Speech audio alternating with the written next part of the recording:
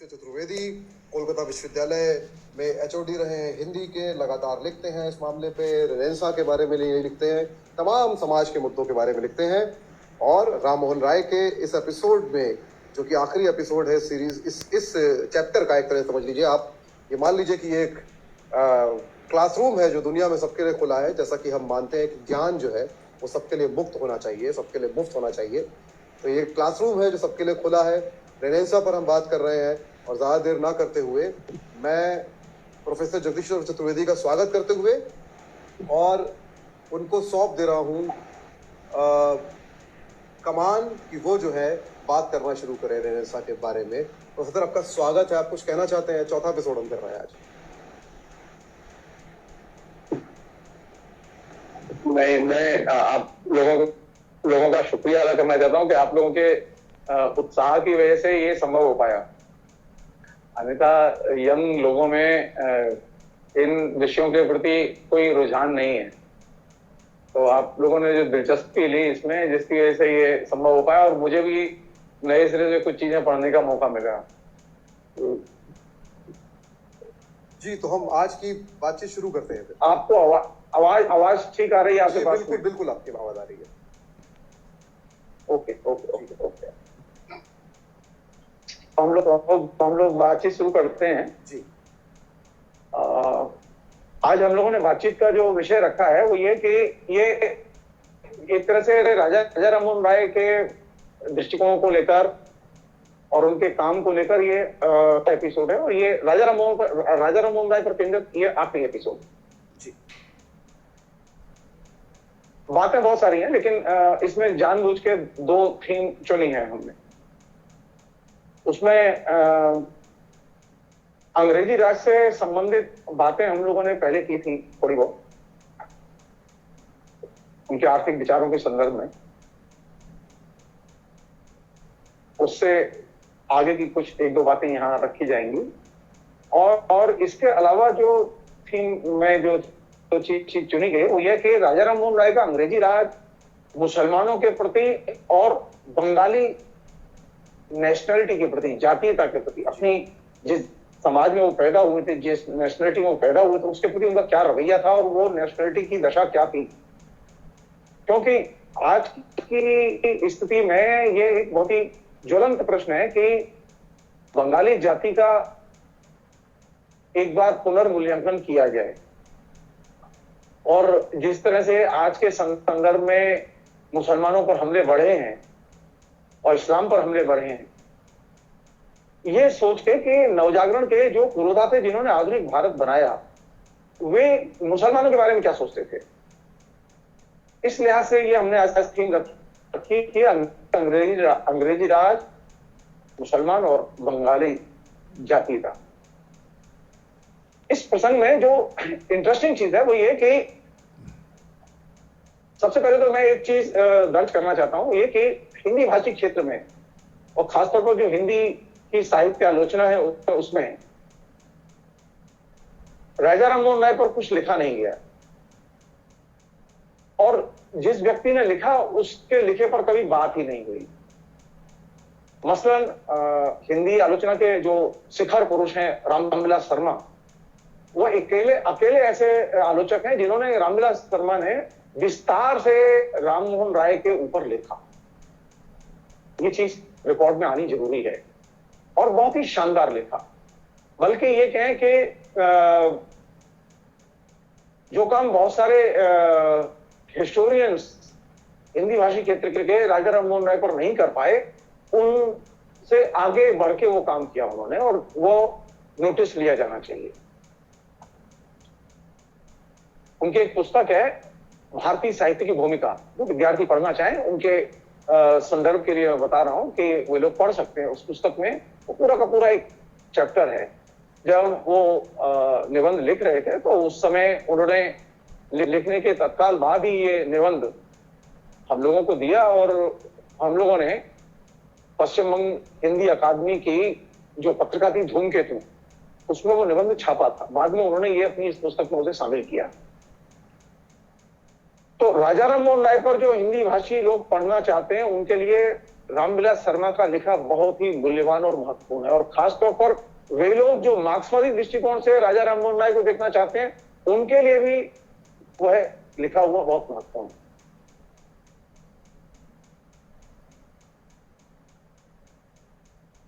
कुछ चीजें हैं जो कि इस पूरे के पूरे विमर्श में सामने आई हैं, मूल्यांकन में सामने आई हैं, उन पर गौर करना बेहद जरूरी है, और जो छूट रही हैं। मसलन जब राजा राममोहन राय की बात होती है तो राजा राममोहन राय पर बात करते समय हम ये भूल ही जाते हैं कि राजा राममोहन राय ने जो काम किया उसके केंद्र में व्यक्तिवाद है। हमने ये ध्यान ही नहीं दिया कि व्यक्तिवाद के विकास, आधुनिक युग में व्यक्तिवाद के विकास में राजा राममोहन राय एक तरह से मील का पत्थर है। बिना व्यक्तिवाद के विकास के नवजागरण संभव नहीं है। ये चीज तमाम किस्म के हिस्टोरियंस हैं जिन्होंने हिंदी में काम, अंग्रेजी में काम किया हिंदुस्तान के, उन लोगों के यहां भी ये चीज लैकिंग है, और ये चीज रामविलास जी के यहां भी लैकिंग है। राजा राममोहन राय का नवजागरण में जो योगदान है, वह योगदान जहां एक तरफ भारत की नई खोज हमारे सामने पेश करता है, परंपराओं के बारे में नए दृष्टिकोण को पेश करता है, वहीं एक नई चीज सामने आती है, और वह चीज क्या है जिसे हम लोग कहते हैं व्यक्तिवाद। तो राजा राममोहन राय के दृष्टिकोण के मूल्यांकन के दौरान ये चीज ध्यान रहे कि राजा राममोहन राय के दृष्टिकोण के केंद्र में व्यक्तिवाद है, और इस व्यक्तिवाद की मीमांसा की जानी चाहिए, जो कि अभी तक हुई नहीं है। उससे अनेक लेयर खुलेंगे, इसके नवजागरण के अनेक लेयर खुलेंगे। नवजागरण में जो सक्रिय ग्रुप हैं, व्यक्ति हैं, नवजागरण के बाद का जो विकसित मध्य वर्ग है, उसके भी अनेक लेयर इससे खुल सकते हैं।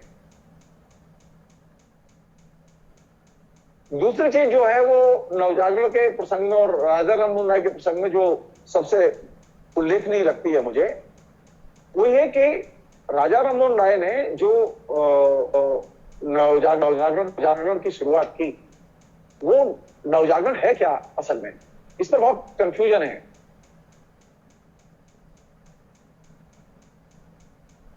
नवजागरण का मजदूर और किसान का ध्यान रखें हम। नवजागरण का जो है संबंध है उदीयमान बुर्जुआजी के मूल्यों और दृष्टिकोण से। राजा राममोहन राय ने जिस नवजागरण की नींव रखी, जिसकी वजह से वो आधुनिक भारत के निर्माता माने जाते हैं, सारी दुनिया में जो नवजागरण आया, जिसे हम लोग रेनेसां कहते हैं, उस रेनेसां की धुरी है कैपिटलिस्ट क्लास और बुर्जुआ आउटलुक। ये मिस नहीं करना चाहिए। इसे नवजागरण को क्रांतिकारी आंदोलन की परंपराओं से जोड़ना थोड़ा सा असुविधाजनक है। क्रांतिकारी विचारों के साथ में अनेक क्षेत्रों में साम्य तो हो सकता है। जैसे कि हम लोग जानते हैं कि ब्रिटिश पीरियड में और खासतौर में 19वीं शताब्दी के भारत और प्राचीन कालीन भारत को लेकर एक जमाने में कार्ल मार्क्स और फ्रेडरिक एंगल्स ने अनेक निबंध लिखे, और ये सारे निबंध तब आए हैं जब राजा राममोहन राय गुजर चुके थे। और दिलचस्प है ये कि अनेक मामले में राजा राममोहन राय के यहां जो चीज है उससे मिलती जुलती धारणाएं कार्ल मार्क्स की अभी मिलती हैं, क्योंकि कार्ल मार्क्स ने राजा राममोहन राय का लिखा हुआ पढ़ा ही नहीं था।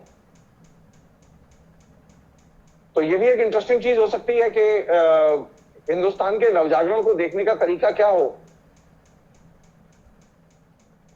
और खासतौर पर अंग्रेजों के 19वीं शताब्दी के दौर को देखने का तरीका क्या हो, नजरिया क्या हो। राजा राममोहन राय के लिए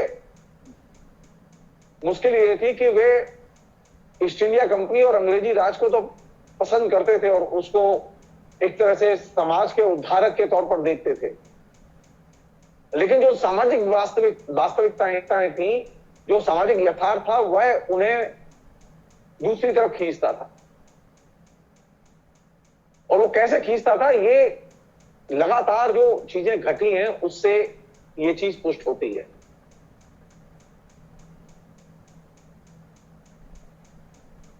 मसलन अंग्रेजों के बारे में राजा राममोहन राय की बड़ी पॉजिटिव राय थी। और वो राय क्या थी? वो राय ये थी कि अंग्रेजों का शासन उन्हें इसलिए अच्छा लगता था कि ब्रिटेन में जिस तरह के नागरिकों को अधिकार हैं वैसे ही अधिकार भारत में भी मिलेंगे। वे ये उम्मीद करते थे, वे मान के चल रहे थे कि भारत के और ब्रिटेन के लोगों के नागरिक अधिकारों में कोई फर्क नहीं होगा, तो शासन तो एक ही है। लेकिन जो जमीनी हकीकत थी वो एकदम अलग थी। हम गुलाम थे, ब्रिटेन मुक्त था। गुलाम के अधिकार और एक स्वतंत्र नागरिक के अधिकार, इन दोनों फर्क होता है। एक ही शासन में ब्रिटेन में अभिव्यक्ति की आजादी थी प्रेस को, लेकिन भारत में अभिव्यक्ति की आजादी नहीं थी, बल्कि तरह तरह की सेंसरशिप से गुजरना पड़ता था अखबारों और पत्रिकाओं को। स्वयं राजा राममोहन राय को भी सेंसरशिप से गुजरना पड़ा और उनका अखबार मिरातुल अखबार बंद हो गया। तो ये उनकी आकांक्षा तो थी कि अगर ब्रिटिश शासक रहेंगे तो ब्रिटिश शासकों के रहने से एक फायदा तो ये होगा कि जो ब्रिटेन में नागरिकों को अधिकार है वही अधिकार भारत में भी होंगे। लेकिन ये संभव नहीं हुआ, उल्टा हुआ। दूसरी चीज जिसने कि एक नई स्थिति पैदा की वो ये कि राजा राममोहन राय के सामने एक समस्या थी जो कि ब्रिटेन में नहीं थी। ब्रिटेन बहुत विकसित अवस्था में था, वो इंडस्ट्रियलाइजेशन के फेज में दाखिल हो चुका था, इंडस्ट्रियल रिवोल्यूशन के फेज में दाखिल हो चुका था। और हमारे यहां जब अंग्रेज आए और ईस्ट इंडिया कंपनी के शासन ने विस्तार किया और राजा राममोहन राय का उदय होता है, यह वह दौर है जिसमें कि भारत के जो परंपरागत उद्योग हैं, कुटीर उद्योग हैं,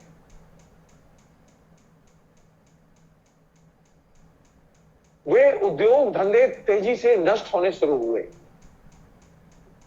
हमारे यहां परंपरागत उद्योग धंधे बहुत पावरफुल थे, लेकिन अंग्रेजों के आने के बाद में हमारे यहां इंडस्ट्रियल रिवोल्यूशन नहीं हुआ, बल्कि हमारे यहां डी इंडस्ट्रियलाइजेशन बड़े पैमाने पर हुआ। और इसकी वजह से पुराने कारीगर बेकार हो गए, बड़े पैमाने पर पुराना जो किस्म का जो बाजार था वो नष्ट हो गया। तो हमारे यहां जो नवजागरण आया उस नवजागरण का एक संदर्भ यह भी है कि वहां डी इंडस्ट्रियलाइजेशन है, इंडस्ट्रियलाइजेशन नहीं है। एक और चीज है जो कि बहुत इंटरेस्टिंग है। सब्यसाची भट्टाचार्य ने हिंदुस्तान के आर्थिक इतिहास को लिखते समय इस बात को रेखांकित किया है कि भारत में जब वो ईस्ट इंडिया कंपनी ने अपने शासन का विस्तार किया और नवजागरण शुरू हुआ तो यहां कलकत्ते में उद्योग धंधे लगे, नई इंडस्ट्रीज लगी। तो नई इंडस्ट्रीज तो लगी हमारे यहां, लेकिन शहर की पुरानी संरचनाएं, कुमार टोला, धोबी टोला, ये तमाम किस्म के जो जाति के नाम पर बसे हुए मोहल्ले थे, शहर की, कलकत्ता शहर की जो पुरानी जो नागरिक संरचना थी शहर की, वो संरचना ज्यों की त्यों इंटैक्ट बनी रही। इसके विपरीत ब्रिटेन में और फ्रांस में जो नवजागरण हुआ, पेरिस में और लंदन में जो नवजागरण हुआ, उस नवजागरण ने पुरानी शहरी संरचना के रूपों को एकदम नष्ट कर दिया। वहां एकदम सीधे नई इंडस्ट्रियल सोसाइटीज बनी, शहर बसे, नए किस्म की बसावट आई, नए किस्म के मोहल्ले आए। लेकिन कलकत्ते में तो ऐसा नहीं हुआ। तो अंग्रेज आए तो सही, अंग्रेजों ने उद्योग धंधे भी खोले नए, और वे पुराने उद्योग धंधों को नष्ट करके खोले। अब इसके दोनों दो एस्पेक्ट हैं और बहुत ही इंटरेस्टिंग एस्पेक्ट हैं जो कि नवजागरण के मूल्यांकन से जुड़े हुए हैं। पहला यह कि भारत में जो नवजागरण आया वो डी इंडस्ट्रियलाइजेशन के संदर्भ में आया, पहली चीज। दूसरी चीज यह कि यहां से जो कच्चे माल की धुलाई शुरू हुई, जिसने कि बड़े पैमाने पर मैनचेस्टर में कपड़े की मिल और इंडस्ट्रियल रिवॉल्यूशन को संभव बनाया। विचारणीय प्रश्न यह है कि अगर हमारे यहां नए आधुनिक उद्योग धंधे अंग्रेज न लगाते और पुराने उद्योग धंधे नष्ट न करते, तो क्या हमें प्रिंट रिवॉल्यूशन के लिए कागज मिलता? पुराने उद्योग धंधों में इतनी क्षमता नहीं थी कि हमारे अखबारों के लिए, पत्रिकाओं के लिए पर्याप्त कागज मुहैया करा सके। जो 19वीं शताब्दी में जो प्रिंट रिवॉल्यूशन हुआ, जिसके कि जनक राजा राममोहन राय ही माने जाते हैं, वो प्रिंट रिवॉल्यूशन इसलिए संभव हुआ क्योंकि मैनचेस्टर में, श्रीलंका शहर में बड़े पैमाने पर इंडस्ट्रियल रिवॉल्यूशन हुआ। और इंडस्ट्रियल रिवॉल्यूशन के जरिए जो इफरात में गुदड़ी या रद्दी कपड़ा हमें मिला, उसने बड़ी मात्रा में कागज के उत्पादन की संभावनाओं को जन्म दिया और इसके जरिए हम अपने यहां प्रिंट रिवॉल्यूशन कर पाए, नवजागरण कर पाए। तो हमारे यहां जो डी इंडस्ट्रियलाइजेशन का संदर्भ है, उसकी तो चर्चा बहुत होती है हिस्ट्री में, रजनी पानदत्त के यहां, बिपिन चंद्रा के यहां और तमाम लोगों के यहां। लेकिन इस डी इंडस्ट्रियलाइजेशन के एक बाई प्रोडक्ट के तौर पर जो नया किस्म का जो उत्पाद शुरू हुआ, जो हमारे यहां जो अंग्रेजों ने जो इंडस्ट्रियलाइजेशन किया, उसके जरिए जो उत्पाद आया वो था रद्दी, गुदड़े, रद्दी कपड़ा, कटिंग का कपड़ा। और ये कटिंग का कपड़ा, इसने बड़े पैमाने पर कागज के उत्पादन को जन्म दिया और उस कागज ने बड़े पैमाने पर पत्र पत्रिकाओं के प्रिंटिंग की संभावनाओं को पैदा किया। और यही वजह थी कि हमारे यहां नवजागरण संभव हुआ, तो बिना पत्र पत्रिकाओं के प्रचार प्रसार के नवजागरण संभव नहीं। तो हमारे यहां जो नवजागरण आया, उस नवजागरण के केंद्र में पहली चीज बुर्जुआजी की मूल्य और आकांक्षाएं हैं, वर्किंग क्लास का रेवोल्यूशन नहीं। इसलिए वर्किंग क्लास के पर्सपेक्टिव से, वर्किंग क्लास के रेवोल्यूशन के साथ में नवजागरण को जोड़कर नहीं देखा जाना चाहिए, क्योंकि नवजागरण जब आया उसके साथ में अंग्रेज जो आए, ये दोनों चीजें पैरेलल चली। अंग्रेजों का आना, नवजागरण के एजेंडे का सामने आना, ये दोनों चीजों के आने के साथ साथ जो चीज घटी हुई है कि परंपरागत उद्योग धंधे नष्ट हुए। हमारे यहाँ परंपरागत जो कारीगर थे वो बेकार हुए, बड़ी संख्या में बेकार हुए, तो मजदूरों को नुकसान हुआ इससे। हाँ, ये बात जरूर थी कि राजा राममोहन राय की सहानुभूति मजदूरों के साथ थी, ये एक पॉजिटिव पक्ष था। लेकिन राजा राममोहन राय का जो पूरा एजेंडा है, वो एजेंडा एक उदीयमान बुर्जुआजी और उससे जुड़ी हुई जो आधुनिक व्यवस्था है उससे जुड़ा हुआ है। इसमें कोई कंफ्यूजन नहीं होना चाहिए।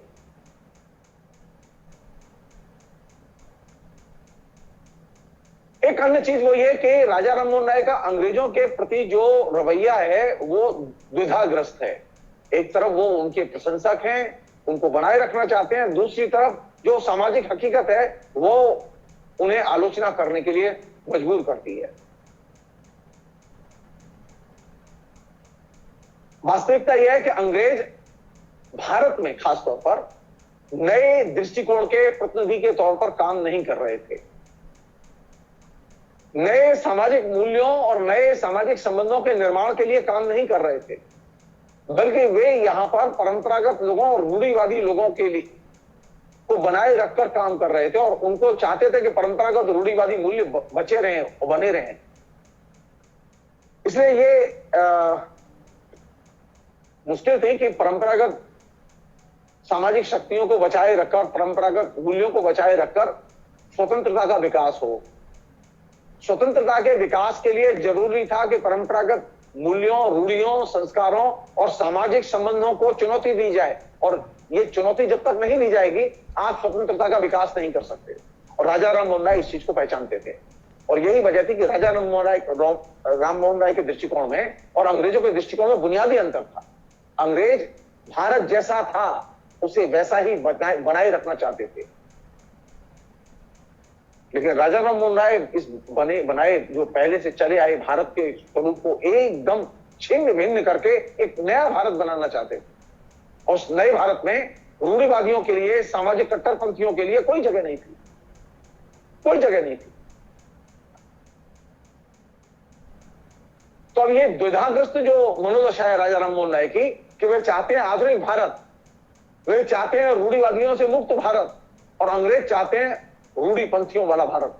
अंग्रेज अपने देश में रूढ़िपंथियों के साथ नहीं थे, अपने देश में वे परिवर्तन के वाहक बनकर आए, और लेकिन भारत में वे रूढ़िवादियों के साथ थे। और ये एक बड़ा फर्क था जिसने कि आइडियोलॉजिकल स्ट्रगल को तेज किया राजा राम मोहन राय के जमाने में। और उसका एक रुख ये निकला कि अंग्रेजों का किसानों के प्रति रवैया भेदभावपूर्ण था, बुद्धिजीवियों के प्रति रवैया भेदभावपूर्ण था। अंग्रेजों का यहां तक कि शोषण के मामले में भी रवैया एकदम भिन्न था।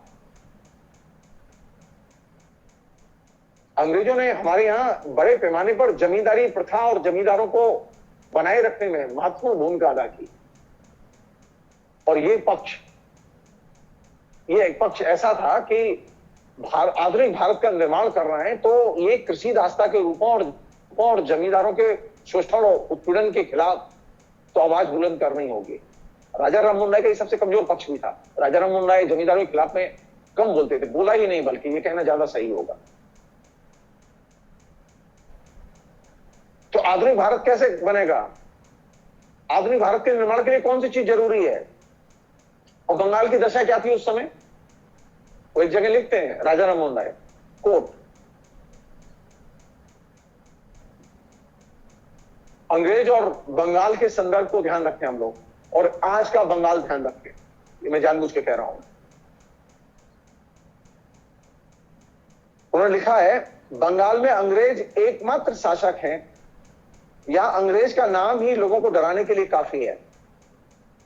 ऐसे बंगाल में गरीब, डरपोक और विनम्र निवासियों के अधिकारों में हस्तक्षेप करना, उनके धर्म में दखलंदाजी करना ईश्वर या जनता की निगाह में कोई न्यायपूर्ण काम नहीं माना जा सकता। अनकोट। अंग्रेजों का शासन बंगाल में एकदम आतंक का शासन था। हर बंगाली डरता था उनसे। और ये जो सरकार से डरने की जो मनोदशा है, सरकार जिसकी भी आती है, पहला काम होता है कि जो बंगाली भद्र लोग है वो डरना शुरू कर देता है। उसमें ये मनोदशा उसकी है, वो पहले से है।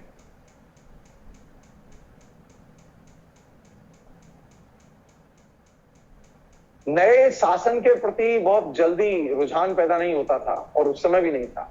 इसलिए अंग्रेजों का आतंक और अंग्रेजों के आतंक में जीने वाली बंगाली जाति, उस बंगाली जाति में लगातार पतनशील मूल्यों का बड़े पैमाने पर प्रचार प्रसार। बंगाली जाति की खूबी क्या थी कि बंगाली जाति में लगातार तमाम किस्म की जितनी भी हिरासशील चीजें थी परंपरा में, सामाजिक जीवन में, वे हिरासशील चीजें बड़े पैमाने पर नजर आईं।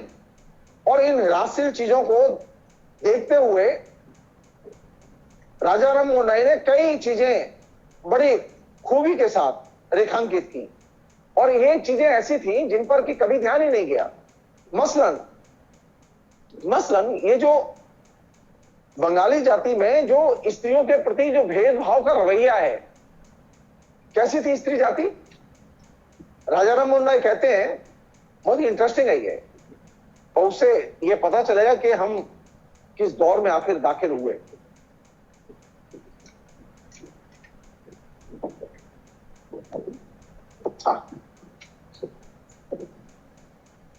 वो कहते हैं, कोट,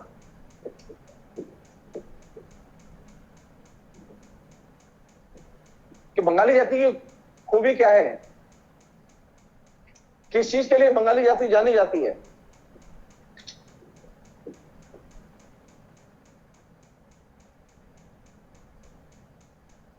उनका एक बहुत लंबा पैसेज है, उसे पढ़ूंगा नहीं मैं, लेकिन उसकी जो 2-3 बातें हैं उन्हें मैं शेयर करना पसंद करूंगा। मैं वो पैसेज क्या है, और वो पैसेज वर्तमान दौर से भी संबंधित है।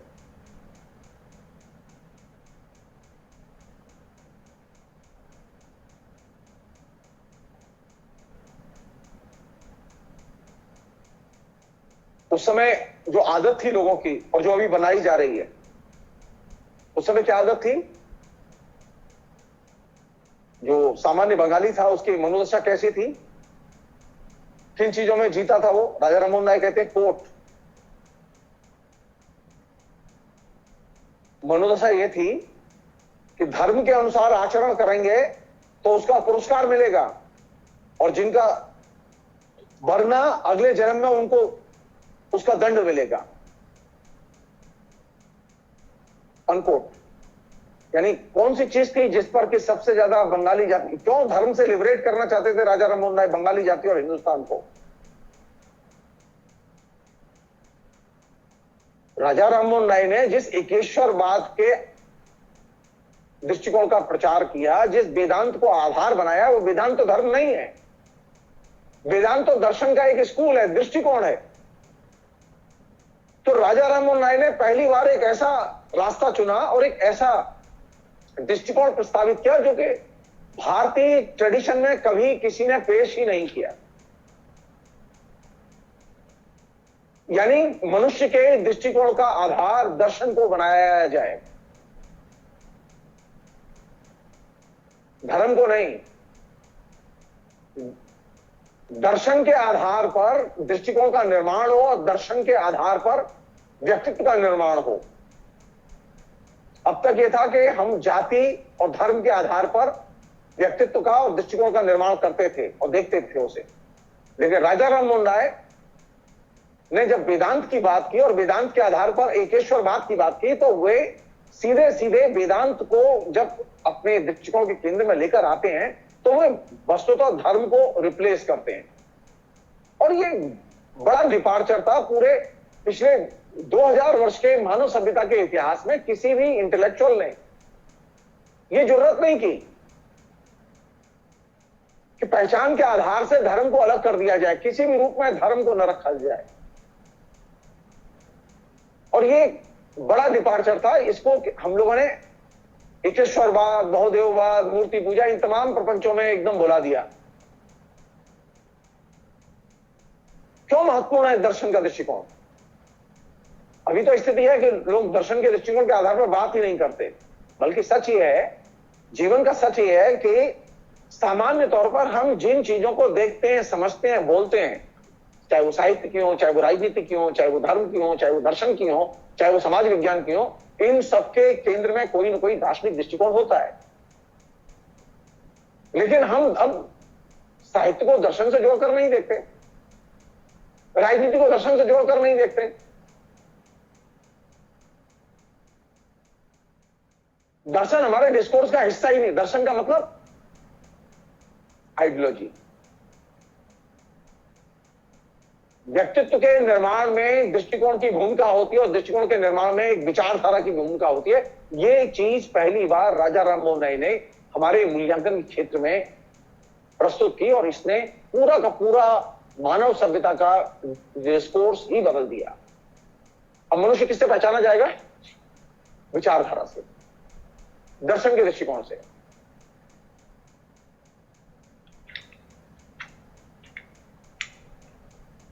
एक अन्य चीज जिसको के राजा राममोहन राय ने विकसित किया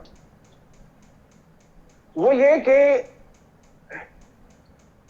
राजा राममोहन राय ने जब अपने दृष्टिकोण का प्रतिपादन किया तो वे पहला काम क्या किया कि उन्होंने बर्बरता की जो परंपराएं थी भारतीय समाज की या हिंदू समाज की, या उन बर्बरता की परंपराओं को एक सिरे से अपने व्यक्तित्व से अलग किया, या अपने व्यक्तित्व को उन बर्बरता की परंपराओं से अलग करके पेश किया। वे अपने को ये तो कहते हैं कि मैं हिंदू हूं, वे हिंदू होने से इनकार नहीं करते, लेकिन वे हिंदू धर्म की जो बर्बर परंपराएं, वे भारतीय होने में गर्व तो महसूस करते हैं, लेकिन भारतीय समाज की जो बर्बर परंपराएं उनसे अपने को जोड़कर नहीं देखते। तो वे भारतीय परंपराओं के अंदर जो निहित जो बर्बरता है, उस बर्बरता को वे सामने लाते हैं और उन पर अटैक करते हैं, उनकी आलोचना करते हैं, और इसके आधार पर वे ऑल्टरनेटिव पेश करते हैं। ऑल्टरनेटिव क्या है? वे मनुष्य मात्र से प्रेम और क्लासिकल रचनाओं को उद्धरण। राजा राममोहन राय की बातचीत में डिस्कोर्स में बार बार मध्यकालीन प्राचीन कालीन जो क्लासिकल रचनाएं हैं वे आती हैं। तो प्रेम और क्लासिकल दृष्टिकोण, ये दो चीजें एक साथ भ्रमण करती रहती हैं।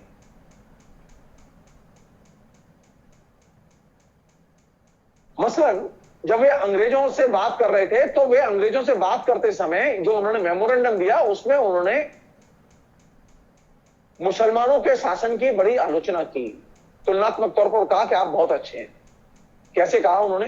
कोट उन्होंने लिखा, कई शताब्दियों तक अधिकांश हिंदुस्तान मुस्लिम शासन के अधीन रहा। उसके मूल निवासियों के नागरिक और धार्मिक अधिकारों को बार बार कुचला गया। विजेताओं के निरंतर अत्याचार के कारण अंत में दक्षिण में उसकी प्रजा का एक बड़ा समुदाय जो आगे चलकर मराठा कहलाया और पश्चिमी प्रदेशों में दूसरा समुदाय जो अब सिख कहलाता है विद्रोह करने पर बाध्य हुए। जब मुस्लिम सत्ता कमजोर हुई तब वे अंततः अपनी स्वाधीनता कायम करने में सफल हुए, परंतु बंगाल के निवासी शारीरिक शक्ति के अभाव और सक्रिय जीवन की उपेक्षा के कारण मुस्लिम विजय के पूरे दौर में उस समय की सरकार के वफादार बने रहे। यद्यपि उनकी संपत्ति अक्सर लूटी गई, उनके धर्म का अपमान किया गया और मनमाने ढंग से उनका खून बहाया गया, आखिर दैवी सत्ता ने अपनी विशद अनुकंपा से अंग्रेज जाति को प्रेरित किया कि वह इन अत्याचारियों का शिकंजा तोड़े और बंगाल के सताए हुए देशी लोगों को अपने संरक्षण में ले। कलकत्ते को अपने अधीन प्रदेशों की राजधानी बनाकर उन्होंने उसे अपनी कृपा के ऐसे विशेष अवदानों से विभूषित किया जैसे अवदानों की अपेक्षा आजाद लोगों से की जा सकती थी।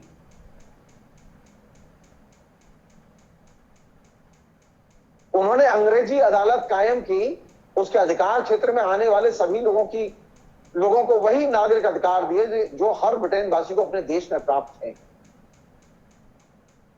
इस तरह भारत के देसी लोगों के हाथों में उन्होंने ऐसे विशेष अधिकार सौंप दिए जैसे अधिकार पाने की बात उनके पुरखों ने हिंदू राजाओं के शासन में भी न सोची थी। अनकोट। यानी अंग्रेजों को वे मुगल सल्तनत की तुलना में बढ़त देते हैं यह। लेकिन एक चीज, इसी मेमोरेंडम में थोड़ी देर बाद वे एकदम भिन्न नजरिया पेश करते हैं, क्योंकि जो जिंदगी की वास्तविकता, जैसा मैंने आपसे कहा कि जिंदगी की वास्तविकता बार बार उन्हें अपनी तरफ खींचती थी और उनका जो अपना दृष्टिकोण था, वे अंग्रेजों के भक्त थे और अंग्रेजों को चाहते थे, वो दृष्टिकोण अंग्रेजों की तरफ खींचता था। लेकिन जनता की जो दशा है और उनका जो परंपरा का ज्ञान है और जो क्रिटिकल मूल्यांकन है वह उन्हें दूसरी तरफ ले जाता था।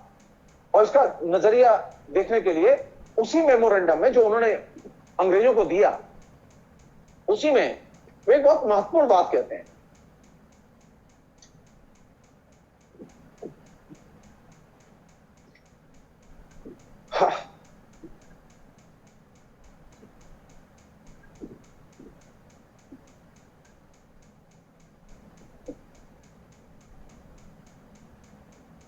वो कहते हैं,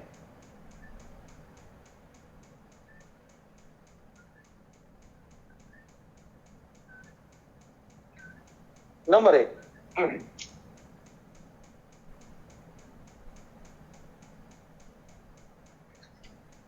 अंग्रेजों के आने से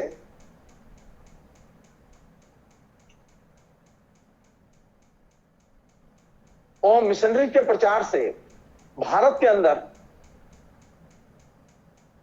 लोगों के अंदर एक खास तरह का भय पैदा हुआ। और भय के साथ साथ जो चीज पैदा हुई, वो सबसे जो डिस्टर्बिंग चीज थी वो क्या थी अंग्रेजों के आने के बाद, जो कि पहले नहीं थी, वो ये थी कि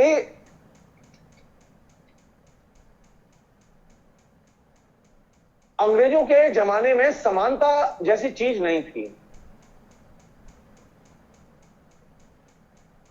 जबकि मुगलों के शासन में भारतीय नागरिकों के बीच में समानता का दृष्टिकोण था। अंग्रेज नई सभ्यता लेकर आए, लेकिन समानता को उन्होंने पेश नहीं किया, अपने आचरण का हिस्सा नहीं बनाया। उन्होंने लिखा है, राजा राममोहन राय ने लिखा है, कोट,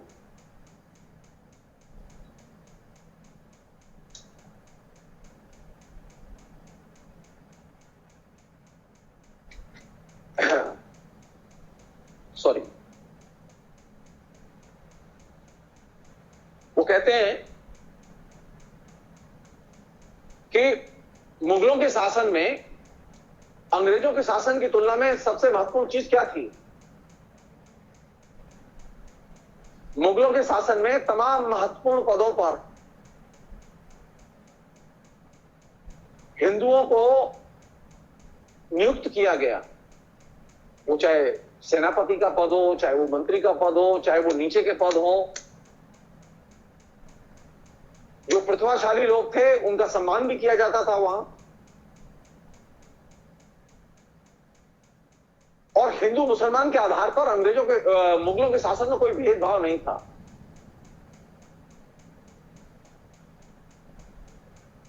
लेकिन अंग्रेजों के शासन में यह भेदभाव एक कॉमन चीज बन गई। अंग्रेज सिर्फ उसी को पसंद करते थे और उसी को प्रमोट करते थे जो अंग्रेजों के साथ थे।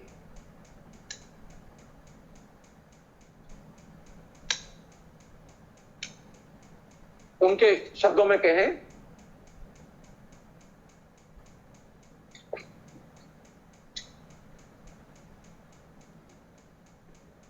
बादशाह सलामत की वफादार प्रजा का यह अधिकार अत्यंत मूल्यवान था। यानी ये जो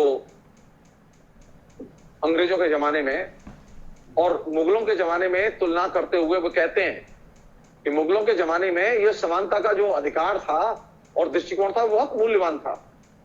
वो कहते हैं, कोट,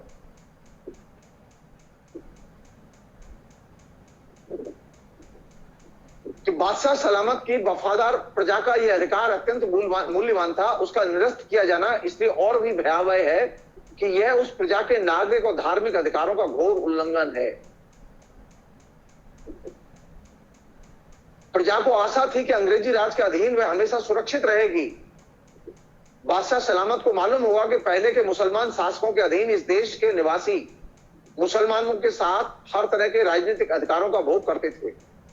राज्य में जो सबसे ऊंचे पद थे वे उन्हें प्राप्त हो सकते थे। उन्हें फौजों की कमान सौंपी जाती थी और प्रांतों की सरकार वे चलाते थे और अक्सर बादशाह के सलाहकार नियुक्त किए जाते थे। उनका धर्म अथवा जन्म स्थल क्या है, इस कारण उन्हें कहीं निम्न श्रेणी का नहीं माना जाता था। उन्हें जमीन दी जाती थी और उस पर उन्हें माल गुजारी न देनी होती थी। शासन में जो ऊंची से ऊंची तनख्वाह थी वह उन्हें मिलती थी। कुछ पद ऐसे थे जो बहुत विश्वास और आत्मसम्मान के समझे जाते थे। उन पदों पर जो नियुक्त होते थे उन्हें बहुत बड़ी बड़ी जागीरें बिना किसी माल गुजारी के दी जाती थी। जो देसी लोग विद्वान थे, प्रतिभाशाली थे, उन्हें बहुत तरह के पुरस्कार दिए जाते थे और सम्मानित पदों पर प्रतिष्ठित किया जाता था।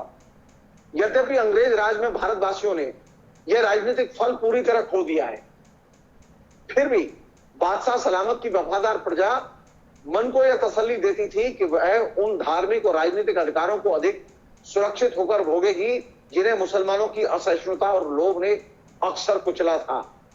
राजनीतिक पद और शक्ति खो जाने पर भी भारतवासी अपने को ज्यादा खुश महसूस करते थे कि अपने पुरखों की अपेक्षा वे नागरिक और धार्मिक स्वतंत्रता अधिक भोगते थे। लेकिन अब ये बचे हुए अधिकार मनमाने ढंग से निरस्त किए जाएं और जो उनमें सबसे मूल्यवान है उनका पालन एक या दो व्यक्तियों की इच्छा पर निर्भर रह जाए, तो जिस आधार पर यहाँ के निवासियों ने अंग्रेजी राज के अंतर्गत सुख शांति की आशा की थी वह आधार नष्ट हो जाएगा। अंग्रेजों के आने के बाद जो चीज नष्ट हुई वो कौन सी थी? हिंदू, मुसलमान, सिख, ईसाई, इन तमाम लोगों के बीच में जो समानता का जो अधिकार था, धार्मिक अधिकार थे, स्वतंत्रता का अधिकार था, अभिव्यक्ति का अधिकार था, प्रेस की आजादी थी, ये नष्ट हुई। और राजा राममोहन राय ने इस पर गहरी चिंता व्यक्त की कि ये जो नई जो बादशाहत आई है, उस नई बादशाहत जो अंग्रेजों की बादशाहत आई, इस बादशाहत ने जो सबसे खराब काम किया वो क्या किया कि उसने सामान्य जीवन में, अभिव्यक्ति के क्षेत्र में, इंटेलिजेंसिया में विभिन्न सामाजिक वर्गों के बीच में जो पहले से व्याप्त चली आ रही जो समानता थी, उस समानता को नष्ट कर दिया। यानी हमारे समाज में जो भेदभाव की परंपरा, फूट की परंपरा, वो कब से पैदा हुई? वो पैदा हुई अंग्रेजों के आने के बाद। अंग्रेजों के पहले ये परंपरा नहीं। एक अन्य चीज जिस पर के बहुत ही सब लोग ध्यान देते हैं और हम लोगों को भी इस पर ध्यान देना चाहिए, वो ये कि वो आज के लिए भी बहुत महत्वपूर्ण है, बहुत रिलेवेंट है। उन्होंने एक जगह लिखा है, उसमें उल्लेखनीय बात यह है कि राजा राममोहन राय अकबर को पसंद करते थे, लेकिन औरंगजेब के बहुत कटु आलोचक थे। औरंगजेब को एकदम नापसंद करते थे, और लिखा भी उन्होंने कि औरंगजेब बर्बर था। तो अकबर का भी समर्थन करते थे, लेकिन औरंगजेब का विरोध करते थे। उन्होंने लिखा है, कोट, और ये अंग्रेजों को याद दिलाते हुए लिखा है। ये पैराग्राफ जो अभी पढ़ रहा हूं, ये आज के संदर्भ में भी प्रासंगिक है। राजा राममोहन राय ने अंग्रेजों को याद दिलाते हैं हुए लिखा कि जितने निरंकुश शासक होते हैं वे ज्ञान के प्रसार से डरते हैं। वे समझते हैं कि जनता को जब अपनी वास्तविक स्थिति का पता चलेगा तो वह विद्रोह कर देगी। यह बात सभी लोग जानते हैं कि तानाशाह सरकारें स्वभाव तो चाहती हैं कि बात करने की आजादी को दबा दिया जाए, क्योंकि इस आजादी से उनके कारनामे लोगों की निगाह के सामने आते हैं और लोग उनकी निंदा करते हैं। और इस तरह के कारनामे तो अत्याचार और उत्पीड़न के साथ बराबर रहते ही हैं। जिस दलील का वे हमेशा सहारा लेते हैं वह यह है कि ज्ञान का प्रसार खतरनाक है और इससे जो कानूनी सत्ता बनी हुई है उसके लिए संकट पैदा हो जाएगा। कारण यह कि लोग जब ज्ञान का प्रकाश देखेंगे तो उन्हें पता चलेगा कि अपने एक साथ प्रयत्न करने से वे थोड़े से आदमियों का जुआ फेंक सकते हैं और इस तरह सत्ता के भार से पूरी तरह मुक्त हो सकते हैं। अनकोट।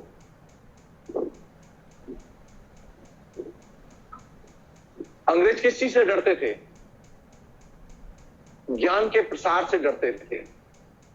वे जानते थे कि ज्ञान का प्रसार जितना होगा उससे जनता ताकतवर बनती है, और अशिक्षित जनता के पास में जो जो ज्ञान पहुंचेगा, अशिक्षित जनता अंग्रेजों के खिलाफ उठ खड़ी होगी। और यह वह चीज थी जिसने की महत्वपूर्ण भूमिका अदा की कि जनता के बीच में कौन सी चीज प्रोपेगेट की जाए, प्रचारित की जाए। तो राजा राममोहन राय का जो एम्फेसिस था वो इस बात पर था कि अधिक से अधिक जनता के बीच में ज्ञान और विचारोत्तेजना से जुड़ी हुई चीजें प्रचारित की जाएं, जो लोगों को प्रवोक करें, लोगों को बोलने के लिए मजबूर करें, तरह तरह के सवाल खड़े किए जाएं और वे क्रिटिकली चीजों को देखना सीखें। राजा राममोहन राय के दृष्टिकोण की एक अन्य विशेषता, और ये आखिरी पॉइंट है इस पूरे प्रसंग में, वो ये कि राजा राममोहन राय ने अपने तरीके से बंगाली जाति के बारे में जो चीज सोची थी, जिसे हम लोग अपने तरीके से आज के जमाने की भाषा में कहें आइडेंटिटी पॉलिटिक्स कहते हैं, अस्मिता की राजनीति कहते हैं। अगर मुझसे पूछा जाए तो अस्मिता की राजनीति का सबसे पहला और बड़ा आर्किटेक्ट, निर्माता अगर कोई है तो वो राजा राममोहन राय।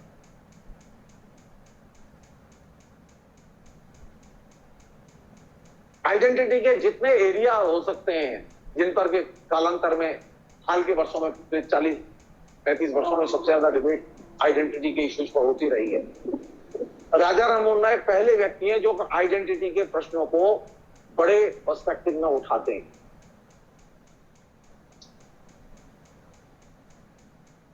मसलन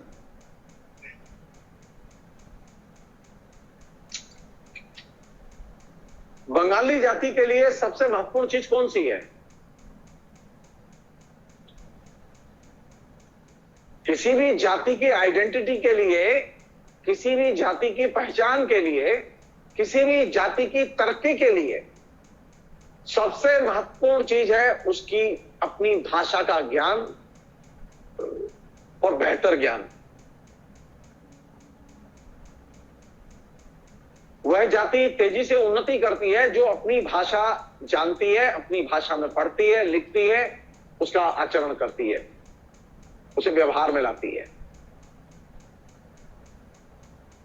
तो राजा राममोहन राय ने जो बड़ा काम किया वो ये किया कि अगर भारत को आधुनिक भारत बनना है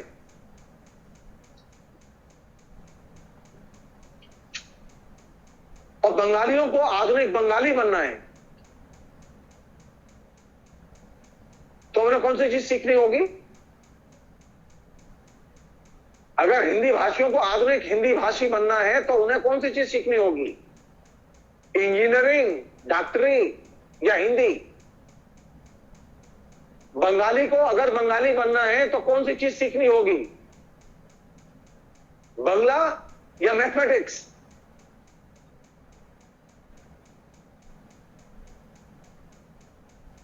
भाषा का ज्ञान, भाषा की पहचान, भाषा का उपयोग दैनंदिन आचरण में, अभिव्यक्ति में अपनी भाषा का प्रयोग, ये सबसे महत्वपूर्ण एलिमेंट था जिसको कि सबसे पहले राजा राममोहन राय ने अंडरलाइन किया। उन्होंने लिखा, बहुत महत्वपूर्ण है ये।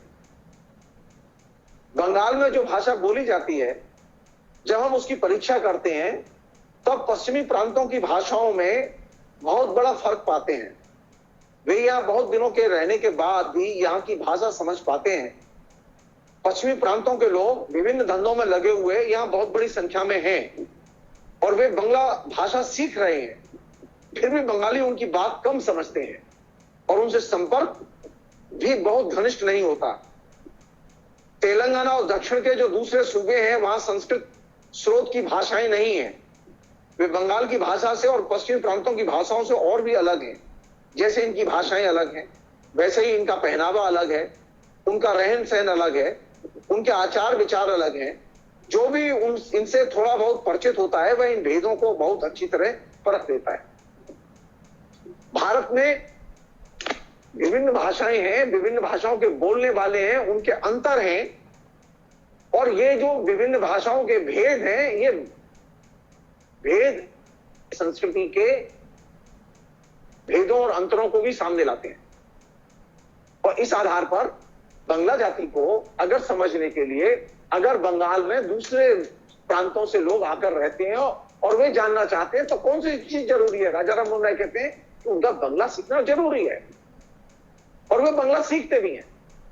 और इसके चलते जो विकास का जो एक नया पैराडाइम सामने विकसित हुआ उसमें यह था कि बंगाल प्रांत की अपनी एक विशेष भाषा होगी और वह होगी बंगला भाषा, अंग्रेजी नहीं।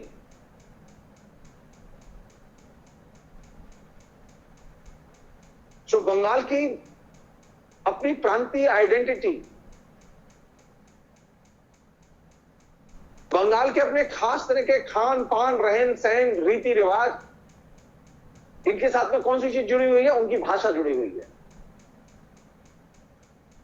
तो भाषा के अध्ययन के लिए, भाषा को जानने के लिए जीवन शैली को जानना और जीवन शैली के रूपों और रीति रिवाजों को जानना बेहद जरूरी है।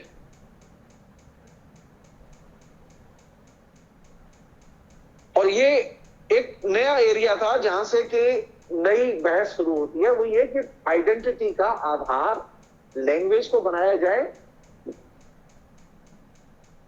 या धर्म को बनाया जाए।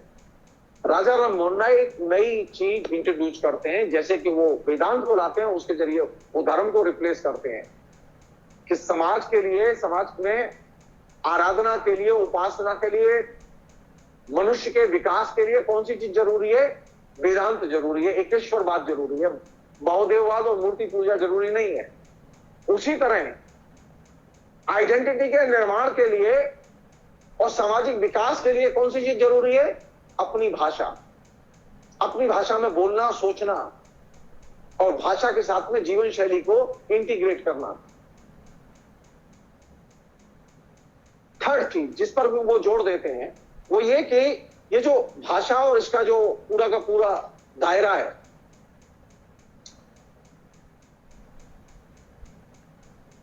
हमारे यहाँ दो तरह के लोग हैं पुराने समाज में, एक तो जमींदार लोग हैं और एक गैर जमींदार वर्ग। तो राजा राम मोहन राय के समय में पुराने किस्म का कारीगर नष्ट हुआ तो एक नए किस्म का वर्ग पैदा हुआ, दो वर्ग पैदा हुए, पूंजीपति वर्ग पैदा हुआ और मजदूर वर्ग पैदा हुआ। और दोनों ही वर्ग बहुत महत्वपूर्ण थे। उस जमाने में जो लोग राजा राम मोहन राय के साथ जुड़े थे वे बहुत पावरफुल लोग थे, बहुत महत्वपूर्ण लोग थे, इंडस्ट्रियलिस्ट थे। द्वारकानाथ टैगोर उसमें से एक है। सवाल यह है कि जब आधुनिक बंगला जाति का निर्माण हुआ तो बंगला जाति के पास में पूंजीपति वर्ग था। बंगला जाति इतनी गौरवपूर्ण स्थिति में थी कि उस जमाने के ईस्ट इंडिया कंपनी के बोर्ड ऑफ डायरेक्टर्स में बंगाली लोग मेंबर हुआ करते थे। यानी 19वीं शताब्दी की बिगिनिंग में और 18वीं शताब्दी के अंत में बंगाल में कैपिटलिस्ट क्लास पैदा हो चुका था। बंगाली जाति में कैपिटलिस्ट क्लास पैदा हो चुका था। चिंता की चीज यह है कि पिछले 200 साल का डेवलपमेंट बंगाली जाति का यह है कि बंगाली जाति में आज पूंजीपति वर्ग नहीं, कैपिटलिस्ट क्लास। और ये जो कैपिटलिस्ट क्लास जो कि बिगनिंग में था, ईस्ट इंडिया कंपनी के जमाने में था, अंग्रेजों के जमाने में था, ये जो कैपिटलिस्ट क्लास का गायब हो जाना ये अपने आप में सबसे बड़ी मॉडर्न ट्रेजेडी है। बंगाली जाति से पूंजीपति वर्ग कैसे गायब हो गया ये मैं तो अभी तक समझ नहीं पाया हूं। ये इतिहासकारों के लिए, समाज विज्ञानियों के लिए ये चुनौती है कि वे इसकी खोज करें।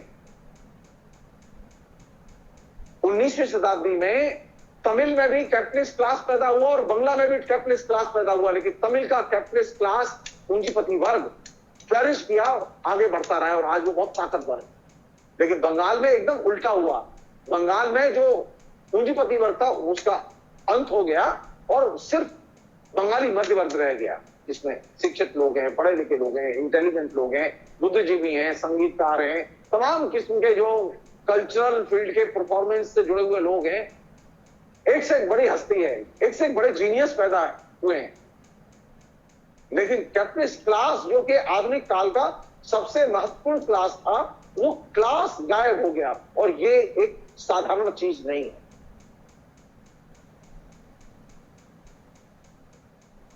मेरा मानना यह है कि बंगाली जाति में पूंजीपति वर्ग का अंत असल में भारत में नवजागरण के अंत की सूचना है।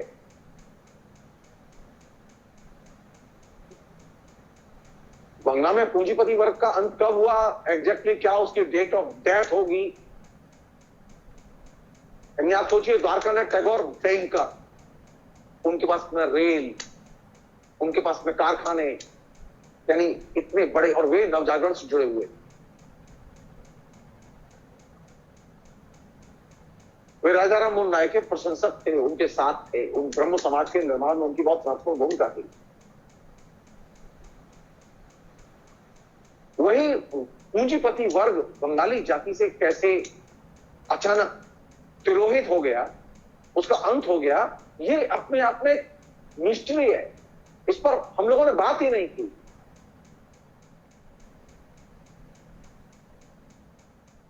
मेरा कहने का आशय है कि हमें इस बात पर विचार करना चाहिए कि नवजागरण के साथ में जो पूंजीपति वर्ग पैदा हुआ, जिस जाति में पैदा हुआ, वह पूंजीपति वर्ग अगर उस जाति से गायब हो जाता है तो क्या नवजागरण रहेगा या जाएगा? नवजागरण खत्म होगा।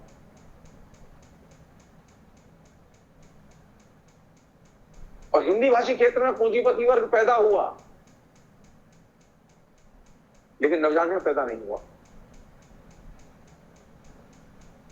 चिंता की चीज है कि पूंजीपति तो है, पूंजीपति वर्ग भी है, और एक चीज और आखिरी चीज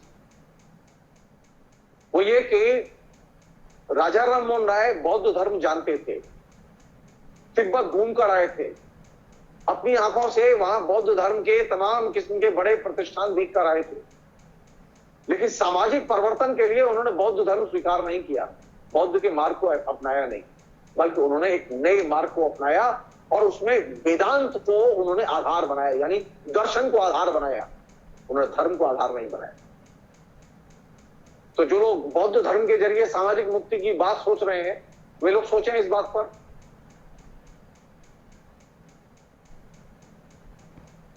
एक और चीज है जिसका कि राजा राम मोहन राय ने अपने लेखन में जिक्र किया है। जब मध्यकाल में मुगलों के आक्रमण की, मुगलों के जुल्मों की चर्चा होती है तो चंगेज खान का खूब नाम लिया जाता है। तमाम किस्म के जो रिएक्शनरी लोग हैं वो मुगलों के उत्पीड़न की जब चर्चा करते हैं तो चंगेज खान की चर्चा करते हैं। वास्तविकता क्या है? राजा राम मोहन राय ने लिखा है, वास्तविकता यह है कि चंगेज खान मुसलमान नहीं था, वो इस्लाम धर्म का अनुयायी नहीं था, बल्कि वो तो बौद्ध था और बौद्ध धर्म का अनुयायी था। तो चंगेज खान की चर्चा होगी, चंगेज खान के जुल्मों की चर्चा होगी, तो ये किससे जुड़ेगी जाके? राजा राम मोहन राय इस बात को जानते थे कि धर्म की शरण में जाके धर्म के आधार पर सामाजिक मुक्ति का मार्ग नहीं खोजा जा सकता। सामाजिक मुक्ति का मार्ग खोजने के लिए जरूरी है कि आम लोगों में मानवतावाद का, ह्यूमनिज्म का प्रचार किया जाए। मानवतावाद के आधार पर पूरे के पूरे व्यक्तिवाद का प्रचार किया जाए, व्यक्तिवाद का विकास किया जाए। मानवतावाद के आधार पर अगर व्यक्तिवाद का विकास किया जाएगा तो वह तमाम किस्म के विवेकवादी और तर्कवादी संभावनाओं को वो खोलेगा। और यही वह चीज थी जिसने राजा राम मोहन राय को एक महानायक बनाया, और एक ऐसा महानायक बनाया। राजा राम मोहन राय सबसे ज्यादा अपील करते थे पुरुषों को, लेकिन राजा राम मोहन राय का एजेंडा क्या था? राजा राम मोहन राय का एजेंडा था कि जो भारतीय समाज की बर्बरताएं उनसे अपने को मुक्त करके मानवता के दृष्टिकोण के आधार पर एक नए तर्कशील समाज का निर्माण करो। और ये नए तर्कशील समाज के निर्माण में किनकी भूमिका हो सकती है? उसमें मुसलमानों की भूमिका हो सकती है, उसमें स्त्रियों की भूमिका हो सकती है, उसमें शिक्षा संस्थानों की बहुत महत्वपूर्ण भूमिका हो सकती है, उसमें बुद्धिजीवियों की भूमिका हो सकती है। और किस आधार पर हो सकती है? मनुष्य को कैसे एकजुट किया जाए। सामाजिक विकास का सबसे बड़ा मंत्र क्या है, जो कि अंग्रेजों के दृष्टिकोण के विकल्प के तौर पर उन्होंने पेश किया? अंग्रेजों का दृष्टिकोण था सामाजिक फूट पैदा करो। हमारे समाज में आज भी ऐसी राजनीतिक शक्तियां हैं जो समाज में, संस्कृति में, विचारधारा के क्षेत्र में फूट और सामाजिक विभाजन को तेज करने की बातें करती हैं, तमाम किस्म के भेदों की चर्चा करती हैं। लेकिन राजा राम मोहन राय ने मानवतावाद के आधार पर इस चीज पर जोर दिया कि हमें कोशिश यह करनी चाहिए कि हिंदुस्तान में सामाजिक एकता कैसे मजबूत की जाए। और सामाजिक एकता को मजबूत करने का आधार क्या होगा? जब हम फिलॉसफिकली, दर्शन के आधार पर, दृष्टिकोण के आधार पर हम लोगों को जोड़ें, धर्म के आधार पर नहीं, जाति के आधार पर नहीं। बंगला जाति तरक्की किस आधार पर करेगी? भारत तरक्की किस आधार पर करेगा?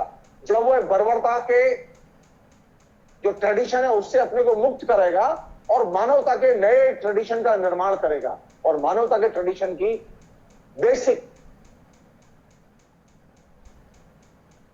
बुनियादी चीज वो ये है कि आप हर चीज के प्रति सवाल खड़े करें। ईश्वर की सत्ता, धर्म की सत्ता, सरकार और सरकार की ताकत, इन सब के प्रति आप सवाल खड़े करें। और किसके लिए खड़े करें? समाज में एकता पैदा करने के लिए और प्रेम पैदा करने के लिए। किस ग्राउंड पर प्रेम और एकता पैदा की जाए? विवेकवाद के आधार पर, रैशनैलिटी के आधार पर, तर्क के आधार पर, आस्था, समर्पण, अधिकारहीनता के आधार पर नहीं, बल्कि अधिकार और विवेक के आधार पर। इसलिए जो नवजागरण का जो दायरा है, वो नवजागरण का दायरा नए किस्म के मानवतावादी परिप्रेक्ष्य की डिमांड करता है, और नए परिप्रेक्ष्य में वह एक नए समाज के सपने को देखता है। और नए समाज का सपना कैसा है? सेक्युलर समाज का सपना, वह धार्मिक समाज का सपना नहीं है।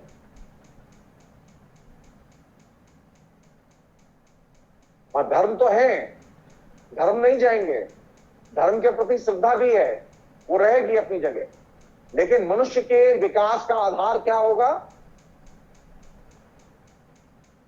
मनुष्य के विकास का आधार धर्म नहीं होगा, मनुष्य के विकास का आधार होगा प्रेम और विवेक और मानवतावाद, ये तीन चीजें। और ये चीजें अपने आप में एक बड़े आधुनिक विकल्प को खोजती हैं, और यही राजा राम मोहन राय की सबसे बड़ी देन है। बहुत बहुत शुक्रिया, थैंक यू।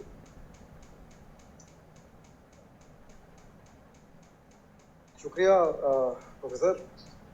और हालांकि ये मुझे लगता है कि राम मोहन राय या ये जिन सिद्धांतों की हम बात कर रहे थे, इन पे हम 4 एपिसोड भी और अगर बात करते तो शायद बात पूरी नहीं होती, मुझे लगता है ऐसा। पर बहुत बहुत शुक्रिया। हम जो है आज अपने दरअसल एक पड़ाव पे एक तरह से पहुंच गए हैं, जो हमने इसको हम एक सपना भी कह सकते हैं कि भारतीय समाज में रेनेसां का। तो हमने पिछले 4 एपिसोड में समझा, अगर मैं इसका एक सारांश, एक समअप करना चाहूँ तो ये कि हमने पहले एपिसोड में राम मोहन राय के बारे में बात की, वो कैसे बदले, उनको कैसे लगा कि आधुनिकता जो है उसकी तरफ जाना वो ही एक विकल्प है समाज को बेहतर करने का। सती प्रथा को लेकर किस तरह की कोशिश हुई उनकी। उसके बाद अगले एपिसोड में हमने राजा राम मोहन राय के सामाजिक और आर्थिक विचारों को, धार्मिक और आर्थिक विचारों को समझा, जिसमें धर्म को लेकर वो क्या बात करते थे। जी, आप मेरी आवाज सुन पा रहे हैं? जी जी जी जी जी जी मैं बात कर रहा हूँ, मैं बात जी जी। तो धार्मिक, और हमने दूसरे एपिसोड में धार्मिक और आर्थिक विचारों की बात की, धर्म को लेकर क्या नजरिया है, कैसे उन्होंने मूर्ति पूजा से लेकर तमाम चीजों का। और दरअसल ये नवजागरण का काल था, क्योंकि स्वामी दयानंद उसी वक्त आर्य समाज की स्थापना कर रहे थे, लगभग वही एरा था पूरा। वो भी मूर्ति पूजा का विरोध कर रहे थे, अंधविश्वास की। तो राजा राम मोहन राय जब बदले, और फिर तीसरे एपिसोड में हमने सती प्रथा को लेकर बात की कि दरअसल ये पूरा जो प्रोसेस राजा राम मोहन राय के, जिसको हम इवोल्यूशन का एक थॉट प्रोसेस का इवोल्यूशन है, हमारे वैचारिकी का जो इवोल्यूशन है, जो उसका विकास है, वो होते होते कैसे राजा राम मोहन राय भी जो है इवोल्यूशन के प्रोसेस से गुजर रहे थे। और जो मैंने समझा इस पूरी बातचीत में ही नहीं, और अभी तक जो मेरे साथ भी चीजें हुई, और अभी भी लगातार कभी फेसबुक के इनबॉक्स में, कभी व्हाट्सएप पे, कभी आमने सामने, अपने बहुत सारे दोस्तों और रिश्तेदारों का मुझे विरोध झेलना पड़ता है। तरह तरह के सवाल आते हैं। हाल ही में एक सवाल आया जिसको मैं, अभी चूंकि ये बात हुई यहाँ पे, मुस्लिमों को लेके बात हुई, सेकुलरिज्म को लेके बात हुई, तो हाल ही में, और एक ऐसे व्यक्ति का जिससे मैं बहुत लगाव महसूस करता हूँ, बहुत जुड़ा हुआ हूँ, उसका मेरे पास ये मैसेज आया कि तुम्हें मुस्लिमों से इतना प्यार क्यों है। और तो मैंने यही बात कही, और मैंने सोची कि इसका जवाब, दरअसल ये सवाल जो है, इसमें अपने आप में एक समस्या है। सवाल ये होना चाहिए कि तुम सबसे इतना प्यार क्यों करते हो। क्योंकि ऐसा नहीं है कि मैं किसी हिंदू से नफरत करता हूँ या किसी और से नफरत करता हूँ और मुसलमानों से प्यार करता हूँ। और मैंने ये समझाने की कोशिश की कि दरअसल मैं किसी व्यक्ति से उसके धर्म के आधार पे प्रेम या घृणा दोनों ही नहीं कर सकता। और ये हो सकता है कि कुछ लोग या कुछ लोगों का समूह वो खराब हो, और वो कहीं भी खराब हो सकता है। दुनिया में 2 ही धर्म है दरअसल, क्योंकि राम मोहन राय, हम जिस इंडस्ट्रियल रेवोल्यूशन की बात कर रहे थे कि मालिक और मजदूर 2 वर्ग हो गए, तो दरअसल अंततः इस दुनिया में केवल 2 ही तरह के धर्म हैं, अच्छे लोग और बुरे लोग, ये 2 धर्म हो सकते हैं। और गरीब और अमीर, ये 2 जातियां हो सकती हैं। अंततः एक स्थिति में हम पहुंचेंगे जब, अगर हम कभी जाति का विनाश कर पाए, अगर कभी हम जेंडर के खिलाफ लड़ाई जीत पाए, तो अंततः हम जो आखिर में बचेगा वो क्लास होगी, और वो अच्छे या बुरे लोग होंगे जो किसी भी क्लास में हो सकते हैं।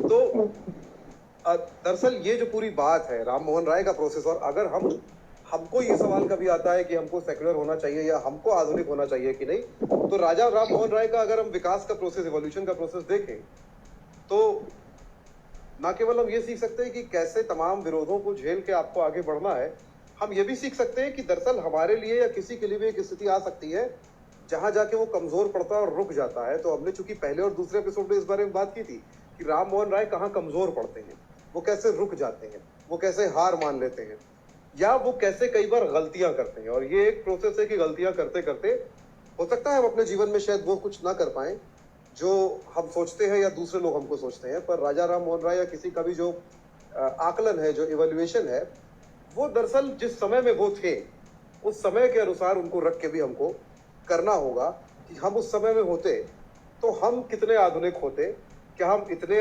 आधुनिक हो पाते जितने राम मोहन राय थे।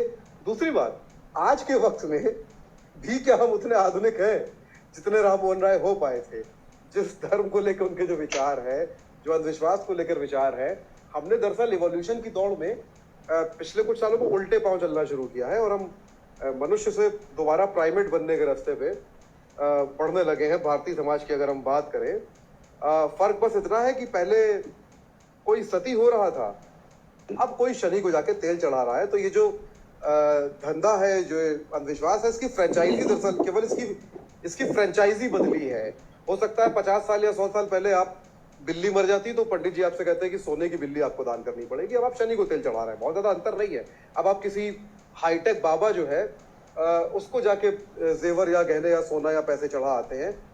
और राम मोहन राय को पढ़िए और आपको ये समझना होगा कि ये जो लोग आपको मोक्ष का रास्ता दिखा रहे हैं, आपको जीवन और मृत्यु के मोह से मुक्त होने को कह रहे हैं, और वो किसी भी धर्म के जो है वो मठाधीश हो सकते हैं, वो जब बीमार पड़ते हैं तो जिस जन्नत का स्वर्ग का आपको ख्वाब दिखा रहे होते हैं वहां वो खुद नहीं जाना चाहते, पहले जाके अपना जो है वो दिल की और 50 सहयोग की सर्जरी कराते हैं, जबकि वो 80-90 साल के हो चुके होते हैं।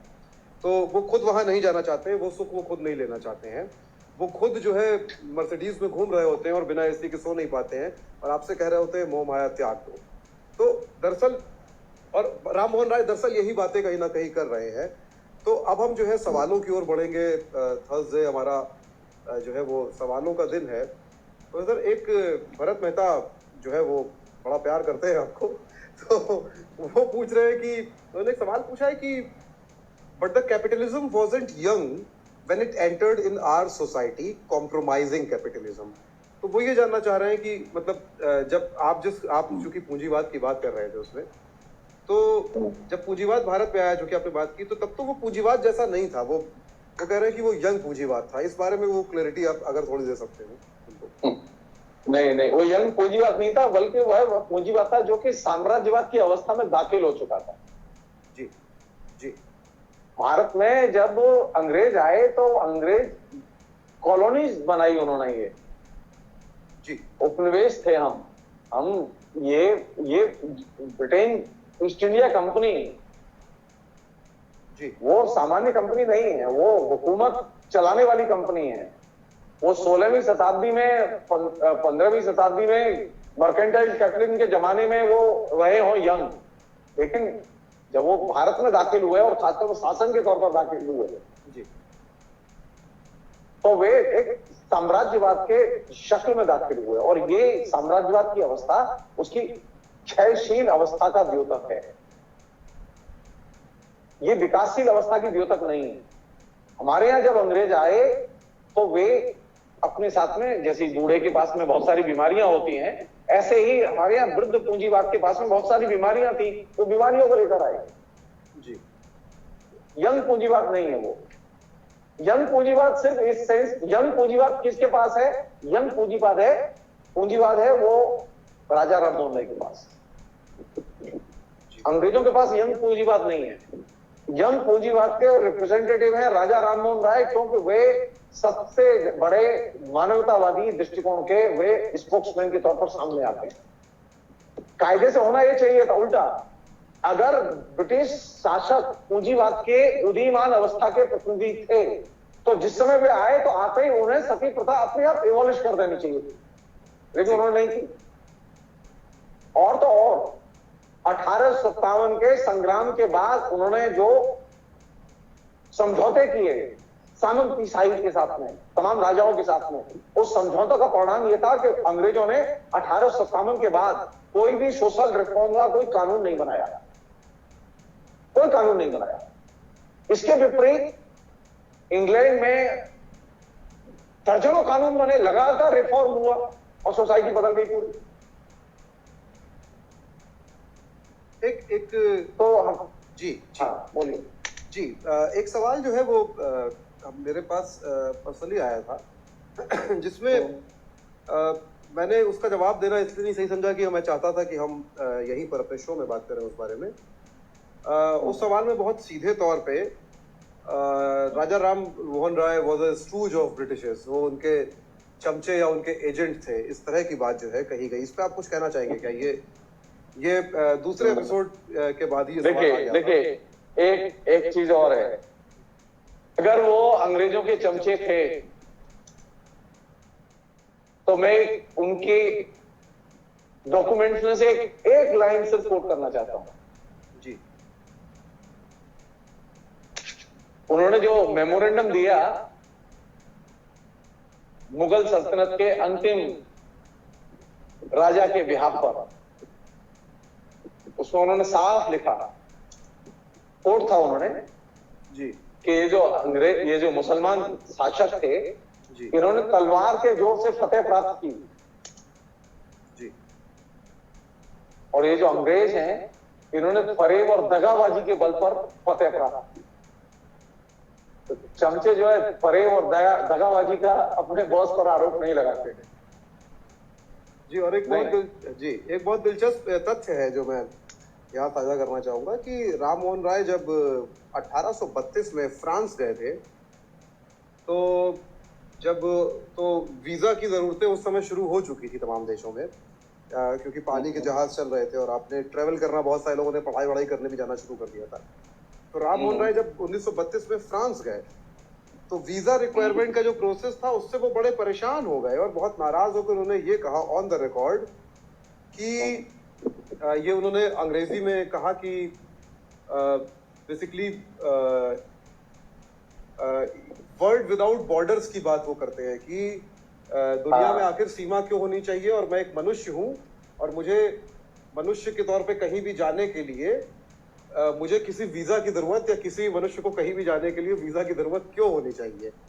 और सिर्फ इतना ही नहीं बल्कि उन्होंने कलकत्ता में जो है वो जो ये नियोपोलिटन रिबल्स थे जो ऑस्ट्रेलिया में जो है वो ब्रिटिशर्स के खिलाफ लड़ रहे थे, अंग्रेजों के खिलाफ, तो उनकी जो हियरिंग थी उसको लेके भी उन्होंने जो है प्रोटेस्ट किया था भारत में, कलकत्ता में, जब हियरिंग चल रही थी उनकी कलकत्ता में, जब कलकत्ता राजधानी हुआ करता था।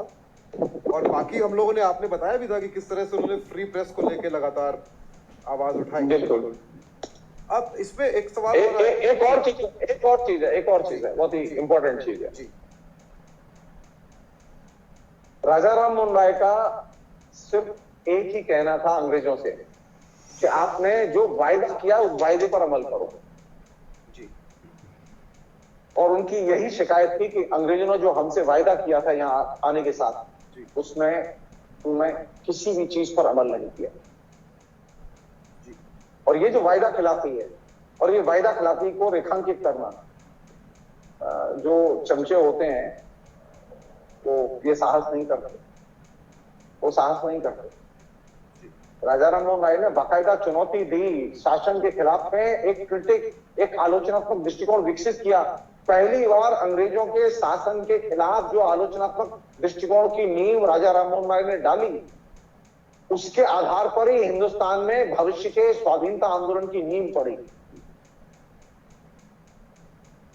आखिर भारत की जनता को क्या चाहिए? ये चीज पहली बार महसूस की किस व्यक्ति ने? राजा राम मोहन राय ने। क्यों? स्वतंत्रता चाहिए, स्वतंत्रता का बोध। मैं व्यक्ति हूं और मैं स्वतंत्र हूं, मैं किसी के मातहत नहीं हूं, कोई मेरा मालिक नहीं होगा, न धर्म मालिक होगा न राजा मालिक होगा। ये चीज जो पैदा हुई इसने उन्हें अनेक जो बंदिशें थी, दायरे थे, उनके बाहर ले जाके खड़ा कर दिया। तो ये चीज समझ में नहीं आएगी, ऐसे इस तरह समझ में नहीं आएगी। जी एक्शन से देखना चाहिए। मतलब राजा राम मोहन राय के जो एक्शन है, मतलब जो इंपॉर्टेंट चीज है, हो सकता है कहीं कोई इस तरह का स्टेटमेंट वो लिखते थे तो तरीके से लिखते थे, भद्र आदमी थे, अभद्र नहीं थे। भाषा में उनकी बहुत गहरी पकड़ थी भाषा पर, तो लूज भाषा और खराब करके भाषा नहीं लिखते थे वो, सम्मान की भाषा लिखते थे। लेकिन सम्मान की भाषा में वे स्वतंत्रता के लक्ष्य को उन्होंने ओझल नहीं होने दिया। जो मातहत लोग होते हैं, जो चमचे होते हैं, जो प्रचारक होते हैं, उनके पास स्वतंत्रता का बोध नहीं होता। वो स्वतंत्रता की मांग नहीं करते, वे सिर्फ अनुकरण की मांग करते हैं। और राजा राम मोहन राय के पूरे दृष्टिकोण की धुरी स्वतंत्रता है कि हिंदुस्तान की जनता को क्या चाहिए, स्वतंत्रता और स्वायत्तता। और ये चीज उन्हें एक तरह से एक भिन्न किस्म का मनुष्य बनाती है, जो कि पहले 2000 वर्ष में ऐसा मनुष्य पैदा ही नहीं हुआ। ऐसा मनुष्य पैदा ही नहीं हुआ जो कि स्वतंत्रता की मांग करते हुए जन्म ले। 16-17 साल का लड़का, अरे पूरे सिविलाइजेशन में कहीं ऐसा ज्ञानी आदमी मिलेगा ही नहीं कि धर्म का इतना गंभीर क्रिटिसिज्म विकसित करे। वो हिंदू धर्म हो, मुस्लिम धर्म हो, वो ईसाईयत हो, सबका क्रिटिसिज्म विकसित करे। और ऐसा क्रिटिसिज्म विकसित करे कि सरकारें चिंतित हो और धर्म के मठाधीश चिंतित हो। नहीं, वो प्रतिभा ही अलग किस्म की है। वो अलग ही किस्म की प्रतिभा है और वो हर एक के बस की नहीं है उसे समझना। जी, एक सवाल और जो कई लोगों ने पूछा है, 3-4 लोगों ने, हाँ।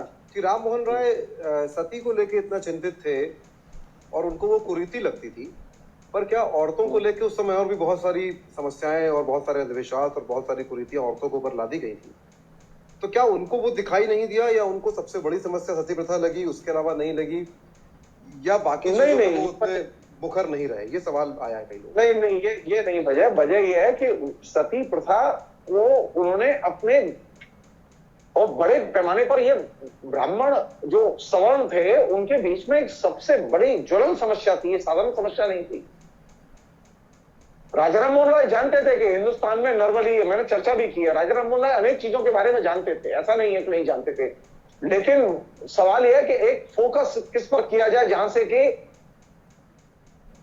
चीजें बदली जाएं। स्त्री के प्रश्न, स्त्री के प्रति नए दृष्टिकोण के प्रश्न। नया दृष्टिकोण क्या होना चाहिए स्त्री के प्रति, कि स्त्री को तो मनुष्य मानो। सती प्रथा का विरोध करने का मतलब क्या था? सती प्रथा का विरोध करने का मतलब यह था कि स्त्री को मनुष्य मानो। और यह चीज इसने शुरुआत की स्त्री के बारे में एक नए दृष्टिकोण की। हम लोग तो स्त्री को मादा मानते थे, कहते हैं ना नर और नारी, स्त्री और पुरुष के नाम से नहीं देखते थे हमारे यहां। हमारे यहां तो पूरा का पूरा दृष्टिकोण ही ऐसा था जिसमें कि स्त्री की स्वायत्तता स्वतंत्रता को हम देखते ही नहीं थे। पहली बार स्त्री की बॉडी की स्वायत्तता स्वतंत्रता की बात पूरी हिस्ट्री में पहली बार रखी गई। और ये पैराडाइम शिफ्ट था। आपको कहीं एक मसले को लेकर हाईलाइट करके और पूरे के पूरे समाज के दृष्टिकोण को बदलने वाली बात थी। और राजा राम मोहन राय ने जो शुरुआत की कि सती प्रथा सिर्फ प्रथा नहीं है, बल्कि उसमें अंधविश्वास भी है और उसमें बर्बरता भी है। दोनों ही चीजें, अंधविश्वास और बर्बरता, ये दोनों चीजें फिर लगातार लोगों के नॉलेज में आती चली गई और उस पर जगह जगह तरह तरह से लोगों ने नोटिस लिया। इसे होता है ना, आप एक बार स्पर्श करके कोई चीज खोल देते हैं, फिर लोगों को दिखाई देने लगती है, हाँ ऐसा ही है, हाँ ऐसा ही है। तो वो एक शुरुआत थी। स्त्री के प्रति जो भेदभाव है वो बर्बरता है, जो हमारे हिंदू परंपरा का हिस्सा थी, उसको उन्होंने खोल दिया कि परंपरा में ऐसी परंपराएं भी हैं जो स्त्री विरोधी हैं, स्त्री के प्रति बर्बर हैं। और ये शुरुआत ही करना था। ऐसा तो नहीं था कि वो जानते थे कि एक सती प्रथा पर कानून बनाने में आंदोलन करते करते 10 साल लग गए। वो बंगाल के बाहर निकल ही नहीं पाए राजा राम मोहन राय। तो ये तो डाइवर्ट हो जाएगा कि अगर अब वो राजा राममोहन राय जो है वो बंगाल में न लड़के, बंगाल में जो उनके करीब की दुनिया है उस पर प्रश्न चिन्ह लगा के वो राजस्थान में जाके लड़े, या वो सुदूरवर्ती के इलाके में कहीं और चले जाएं। नहीं, राजा राममोहन राय हिंदुस्तान को जानते थे और हिंदुस्तान में कहां से चीजें चेंज की जाएं, क्योंकि राजधानी कहां थी? राजधानी कलकत्ता थी। तो कलकत्ते में अगर कोई चीज आंदोलन खड़ा किया जाएगा तो इससे सीधे सरकार प्रभावित होगी और प्रचार प्रभावित होगा। और सती प्रथा सबसे बर्बर प्रथा थी, सबसे ज्यादा कलकत्ता डिवीजन में औरतें सती हो रही थी। तब तकरीबन 67% से अधिक जो औरतें सती हुई हैं वो सब कलकत्ता डिवीजन में हुई हैं। तो कैपिटल में आज होता है ना कि दिल्ली में कोई घटना होती है तो जल्दी कवरेज होता है, और वो घटना मुर्शिदाबाद में होगी तो कवरेज नहीं होगा उसका, वो बाड़मेर में होगी या बीकानेर में होगी तो कवरेज नहीं होगा उसका, क्योंकि दिल्ली राजधानी है, दिल्ली मीडिया का सेंटर भी है। दिल्ली में घटना घटेगी और उस पर प्रतिवाद होगा तो केंद्र सरकार की तत्काल नजर जाएगी, केंद्र सरकार मजबूर होगी उस पर ध्यान देने के लिए। सती प्रथा पर चूंकि कलकत्ता राजधानी थी और कलकत्ता में राजधानी के अंदर बड़े पैमाने पर सती हो रही थी औरतें, उनके बारे में प्रश्न उठाना सबसे महत्वपूर्ण था, इसलिए वो उठाए गए। जी, तो इसी के साथ हमारा जो है ये राजा राममोहन राय यानी कि राम मोहन राय यानी कि सती प्रथा, राममोहन राय के विचार, उनके धार्मिक विचार, आर्थिक विचार, उनके सामाजिक विचार, किस तरह से वो लड़ रहे थे, उनके सेकुलर समाज को लेके विचार, जाति को लेके विचार, और हमने ये समझा तो एक तरह से हमारे जो क्लासरूम सेशन है रेनेसां को लेकर, पुनर्जागरण, नव जागरण को लेकर, उसका एक अध्याय आज समाप्त हो गया है। हम चाहते हैं कि आप अपने सवाल